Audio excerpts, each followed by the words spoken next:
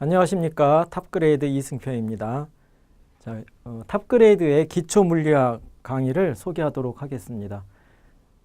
기초물리학 강의는 참고로 이제 우리가 선정했던 교재가 일반물리학 그 번역서 기준이죠. 번역서는 일반물리학, 서웨이가 지은 일반물리학, 북스일에서 출간된 교재를 참고를 했고요.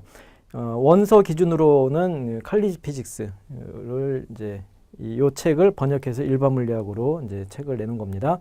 예, 그래서 이와 같은 책을 기준으로 참고해서 기초 물리학 강의를 이제 진행을 했습니다.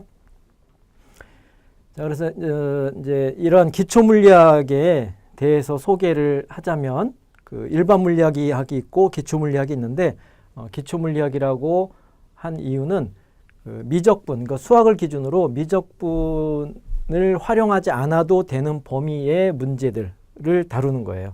그래서 난이도 기준으로 봤을 때 미적분을 몰라도 되는 그러한 난이도의 물리 문제들을 다루는 건데, 물리적으로는 물리학 전반에 걸친 내용을 다 다루고 있어요. 그러니까 이제 고등학교에서 배우는 물리 1, 물리 2보다 더 많은 내용을 포함하고 있게 되는 겁니다. 고등학교 물리랑 비슷한 게 아니고 더 범위가 넓고요. 그리고 난이도는 조금 더 어려운 것들이 포함될 수가 있어요. 고등학교 때 다루지 않았던 내용이 들어가면서 조금 더 비슷하거나 조금 더 어렵게 그렇게 느껴질 수 있습니다. 그 다음에 이제 그 원서 기준으로는 이 책에 칼리지라는 단어가 들어가는 그런 경우에 이제 난이도가 미적분을 활용하지 않는 정도의 난이도를 이제 다룬다. 그렇게 이해하면 되겠습니다. 그래서 칼리지 피직스에 대응하는 교재를 이용한 거고요. 그러니까 기초 물리학이라고 했지만 사실은 일반 물리학이에요. 그래서 이제 어떤 대학에서는 요 칼리지 피직스를 교재로 일반 물리학 강의를 진행할 수도 있게 되는 겁니다. 그렇게 해서 기초 물리학이니까 일반 물리보다 먼저다, 우선이다 하는 그런 개념이 아니라는 겁니다. 같은 일반 물리인데 그 중에서 이제 수학적으로 조금 어려운 것들은 제하고 나머지 일반 물리를 가지고 구성한 것이 기초 물리학이다, 칼리지 피직스다, 그렇게 이해하면 되겠습니다.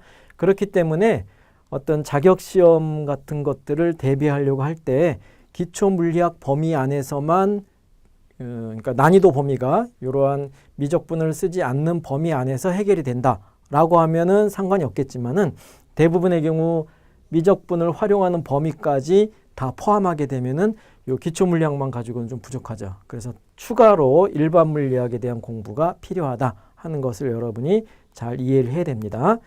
예, 그 다음에 일반 물리학을 공부해야 되는데 난이도는 미적분까지 다 활용하는 그런 난이도의 문제를 다뤄야 되는데 고등학교 때 물리를 배우지 않았어요. 또는 이제 문과에서 전과를 했어요. 또는 전공을 바꿨어요. 그런 경우에 일반 물리학을 당장 시작하기 어려울 수가 있습니다.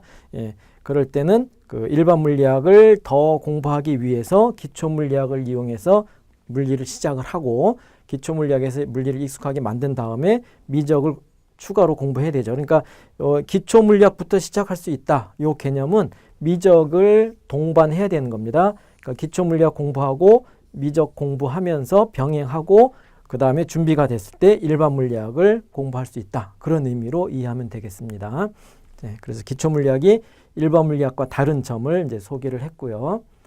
그럼 이러한 기초 물리학 강의를 듣기 위해서 필요한 지식이 뭐냐?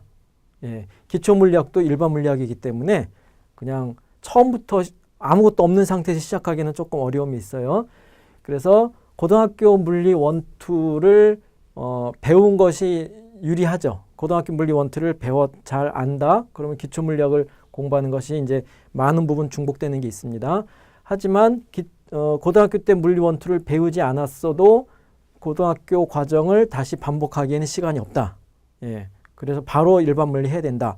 근데 일반 물리를 어려운 문제까지 다루기에는 준비가 안 돼 있다 했을 때는 기초 물리를 시작할 수 있기 때문에 고등학교 물리 1, 2가 기초 물리학의 선수 과목이 돼야 된다. 반드시 그럴 필요는 없어요. 시작할 수 있습니다.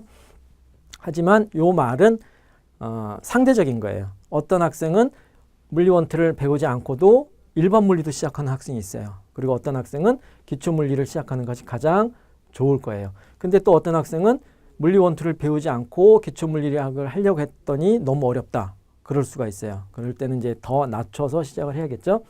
그래서 일단 이건 가능성을 얘기하는 것이지 모든 학생이 다 기초물리부터 시작하면 된다. 그건 아닙니다. 그러니까 여러분들이 스스로를 좀 판단할 수 있어야 됩니다. 그 다음에 이제 이 기초물리학에서 미적분을 사용하지 않지만 그래도 기본적인 중고등학교에서 배우는 수학들은 다 잘 써먹어야 돼요. 그래서 2차 방정식이다 함수, 연립 방정식 푸는 것, 그 다음에 삼각비, 삼각함수, 지수, 로그 함수 이런 것들을 잘 알아야 되는 겁니다. 미적만 빼고요. 미적인 건 몰라도 되지만 나머지 수학은 잘 알수록 유리한 겁니다.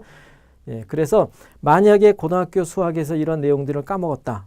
그런 경우에는 고등학교 수학을 다 공부해도 좋은데 시간적인 제한이 있죠. 그래서 이런 경우에는 탑그레이드에 무료 연계 강의를 제공하는 경우가 있습니다. 그래서 이 무료 연계 강의를 통해서 요 수학을 같이 동시에 병행할 수가 있어요. 아니면은 집중적으로 수학 강의를 먼저 듣고 그 다음에 기초물리를 들으면서 또 부족한 부분이 있으면 다시 가서 반복해서 복습하고 그렇게 해서 탑그레이드 강의 안에서 연계 강의를 활용을 하면은 기초물리학을 듣는데 큰 무리가 없을 거라고 생각이 됩니다. 그 다음에 벡터 물리를 공부할 때는 벡터를 모르면 안 되죠. 아주 중요한 건데 벡터에 대해서는 수학에서 벡터만 따로 공부하기는 굉장히 좀 애매해요. 그것만 따로 떼어서 기본적인 걸 강의하진 않고 또 수학에서 하는 벡터는 상당히 어려운 난이도까지를 포함하기 때문에 벡터에 관해서는 그냥 기초물리학 강의를 통해서 벡터의 기본적인 성질들은 다 강의를 해줍니다. 그렇기 때문에 벡터 쪽은 일단 시작해서 이 안에서 해결하도록 하고 그 외의 수학들은 무료 연계 강의를 통해서 활용을 하고요. 이런 것들이 준비가 돼 있다. 그러면은 바로 기초물리학에 집중해서 공부를 하면 되겠습니다. 자, 그래서 기초물리학에서 다루는 목차들인데요. 요거는 그냥 참고로 이런 것이 있다 하고 넘어가면 됩니다. 운동에 관한 것, 벡터하고 2차원 다 다루고요. 운동 법칙, F=ME 관련된 것, 그 다음에 에너지, 그리고 운동량하고 충돌에 관한 것도 다 다루게 됩니다. 그리고 이제 회전운동, 원운동이죠. 그리고 원운동의 대표적인 예가 달이 뺑뺑 돈다 또는 행성들이 태양 주위를 돈다. 그래서 중력이랑 관계된 얘기. 그리고 이제 크기가 있는 물체, 강체의 회전에 관한 것, 그 다음에 토크, 동력학, 회전 동력학에 관한 거죠. 예, 이런 것들을 공부하게 되고, 그 다음에 이제 이 단단한 물체의 그 입자계를 대상으로 단단한 고체의 물성, 그 다음에 흐르는 유체에 관한 것들을 공부하게 됩니다. 그리고 열 물리학이요, 그 다음에 열 에너지에 관한 것, 그 다음에 열역학 법칙에 관한 것, 그리고 진동, 파동, 그 다음에 파동의 대표적인 예가 소리가 있는 거죠. 소리 따로 구분해서 공부를 하고, 그 다음에 이제 15장부터는 전기, 자기, 그래서 전기장, 전기력, 전기장, 전기에너지, 축전기, 전기 용량, 그 다음에 전류하고 회로죠. 예, 그 다음에 직류회로, 그 다음에 자기, 그리고 전기하고 자기가 서로 연관되어 있는 유도 현상, 전자기 유도, 유도전압, 유도계수, 코일 같은 경우죠. 그래서 이런 경우는 조금 수학이 많이 동원이 되는데, 요 교류 회로하고 전자기파까지. 그래서 이런 경우는 미분을 넘어서 미반까지도 이제 써야 되는 그런 영역인데, 그렇기 때문에 기초물리학에서는 되도록이면 수학을 알아야 하는 것까지는 이제 터치를 안 하고요. 기본적인 개념, 그리고 필요에 따라서는 외워야 되는 경우도 있는 겁니다. 그 다음에 빛에 대해서 공부를 하고, 광학기기, 그 다음에 파동광학, 광학기기, 그렇게 공부를 하고요. 그 다음에 이제 현대물리로 넘어와서 상대성 이론, 양자물리, 원자, 핵, 그 다음에 기본 입자까지 다 다루게 됩니다. 그래서 기초물리학에서 전체 일반물리 범위를 다 다룬다 하는 것을 이해하기 바랍니다. 자, 그럼 이제 이러한 기초물리학 강의를 들을 때 이제 이 공부를 효과적으로 하기 위해서 중요한 이제 점들이 있는데요. 요거는 이제 기초물리학 강의뿐만이 아니라 일반적인 물리를 공부하는 자세가 될 수도 있는데, 물리가 특히 이제 일반 물리학이 어떤 구조로 되어 있냐면은 물리량들 사이에 물리 현상을 물리량으로 표현을 하고요. 그러니까 위치다 또는 속도다, 가속도다 이런 또는 힘이다 또는 이제 운동량 이런 것들은 이제 물리량을 정의하죠. 그런 물리량들 사이의 관계가 물리 법칙이 되는 겁니다. 근데 그것을 말로 표현하는 게 아니라 수학을 이용해서 수학 공식으로 나타나게 돼요. 그러니까 물리적인 것하고 수학적인 것이 섞여 있게 되는 겁니다. 그걸 여러분들이 구분할 수 있으면 물리적인 얘기는 물리적인 얘기대로 일단 이해를 하고 그 다음에 그것을 공식으로 나타냈을 때 그 공식을 적용해서 새로운 문제를 푸는 그 방법을 그 메커니즘을 잘 이해를 하면은 공부를 이제 집중하기가 더 쉬워지는 겁니다. 그러니까 수학을 몰라서 방정식이 안 풀려서 답을 못 구하는 건데 물리를 모르겠다. 그럼 물리만 공부하면 안 돼요. 그죠? 그럴 때는 방정식을 공부해야 되는 겁니다. 예. 그래서 물리적인 얘기하고 수학적인 얘기가 이제 섞여 있게 되는 건데, 예. 그래서 이제 이러한 공식을 만들어서 법칙, 공식을 만들어서 어떤 문제에 적용을 해서 방정식을 만들고 방정식을 풀면 된다 하는 겁니다. 그래서 물리적인 관계하고 수학적인 풀이를 구분을 해보면 내가 수학이 모르는구나. 삼각함수를 알아야 문제를 풀겠네. 그럼 삼각함수 공부해야 되는 거예요. 그렇게 해서 조금 더 분석적으로 접근할 수가 있다가 되는 겁니다. 그 다음에 당연히 이제 두 번째로 당연히 물리를 잘 하려면 익숙해져야 되는 거죠. 익숙해지고 머릿속에서 탁탁탁 튀어나와야 되는 거죠. 그렇게 되려면 암기가 필요한 거예요. 그래서 물리량이나 물리 법칙이나 공식 등 요거는 잘 몰라도 일단 열심히 암기할 수 있는 노력이 필요합니다. 그 다음에 그렇게 외우고 암기해서 익숙해졌는데 그것이 실제로 이제 실력으로 드러나려면 적용이 돼야 되는 거죠. 그러니까 적용을 하려면 문제를 통해서 연습해야 돼요. 연습하는데 기계적으로 문제를 푸는 것이 아니라 이런 물리적인 상황이네. 이거를 방정식으로 식으로 바꾸면 이렇게 되네. 그리고 그 식을 푸는 방법은 수학적으로 이런 방법들을 동원해야 되네. 그런 것들을 분석하고 생각하는 연습을 꾸준하게 해야 돼요. 그래서 그것이 이제 연습이 되면은 자동으로 물리가 다 이렇게 눈에 들어오게 되는 겁니다. 거기에 이제 부족한 수학은 메꿔 나가는 거고요.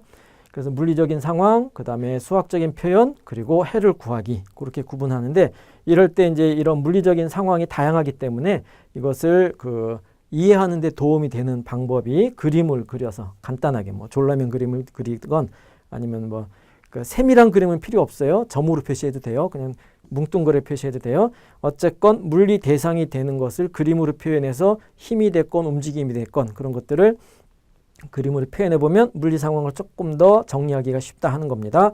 그리고 그 다음에 주어진 물리량하고 구해야 되는 물리량을 구분해야 되는 거죠. 이게 구분이 안 되면 막 뺑뺑 돌아요. 한 바퀴 돌고 계속 같은 얘기 반복하게 되고 그렇기 때문에 기본적인 자세가 항상 문제를 볼 때 알려진 물리량과 모르는 물리량을 구분해 놔야 됩니다. 예, 그 다음에 그래프를 그려서 눈으로 보이는 어떤 그 수학적인 특징을 활용할 수도 있게 되는 겁니다. 자, 그 다음에 아주 중요한 거요. 모르면 질문해야 되죠. 모르면 물어봐야 돼요. 근데 이제 이게 온라인 강의이기 때문에 옆에 앉혀놓고 물어볼 수가 없죠. 질문할 수가 없어요. 대신에 언제든지 활용할 수 있는 질문 게시판이 있습니다. 그래서 질문 게시판에다가 이론이 됐건 강의 내용 이론이 됐건 아니면은 문제가 안 풀리건 다 상관없어요. 다 질문해도 됩니다. 네, 그렇게 되는데 질문할 때 주의할 것은 질문 내용을 구체적으로 제시해야 돼요. 그냥 몇 페이지 몇 번 문제 모르겠어요. 풀어주세요. 좀 아니죠. 그죠? 네. 이 몇 페이지 몇 번 문제를 풀어봤더니 제가 풀었던 풀이는 이러이러합니다. 그래서 풀이 과정을 사진으로 찍어서 또는 스캔 뜨거나 이건 이제 스마트폰, 핸드폰으로 찍어서 이미지로 올리면 되죠. 그래서 이 부분에서 난 이렇게 풀었는데 답이 틀려요. 아니면 여기까지 풀었는데 그 다음에 어떻게 될지 모르겠어요. 그런 것들을 구체적으로 질문을 하면은 정확하게 또 빠르게 답변을 이제 달 수가 있게 되는 거죠. 그래서 이론 수업의 경우에는 핸드아웃 자료가 나갈 테니까 그 경우에는 이제 몇 장 몇 쪽에 해당하는 내용은 이해가 안 됩니다. 보충 설명해 주십시오. 그렇게 하고 문제를 풀 때는 풀이 과정을 같이 이미지 파일로 첨부해서 질문을 하면은 더 효과적으로 답변이 달리게 됩니다. 공개적으로 말하기에는 그렇지만은 이 강의에서 다루지 않는 문제들도 뭐 질문하려면 할 수는 있어요. 예, 그거는 이제 답변하는데 시간이 걸리긴 하겠지만은 어쨌건 여러분이 이 기초 물리학하고 관련된 공부를 하면서 얻게 되는 질문들을 다 질문하세요. 그래서 질문을 다 해결해서 자기 것으로 다시 소화시키고 이해하는 그런 과정이 필요한 겁니다. 자, 그래서 중요한 것은 이걸 해야 될까 저거 해야 될까 고민하지 말고 지금 내가 늦었다고 생각할 때 지금 바로 시작하는 것이 중요하겠습니다. 예, 감사합니다.